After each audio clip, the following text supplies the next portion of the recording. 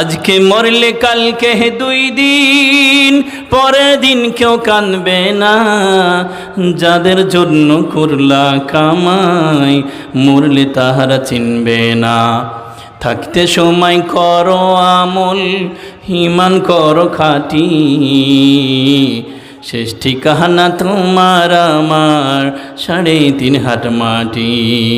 শেষ ঠিকানা তোমার আমার 3.5 হাত মাটি।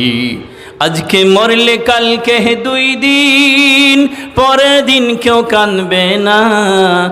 যাদের জন্য করলা কামাই, মরলে তাহারা চিনবে না।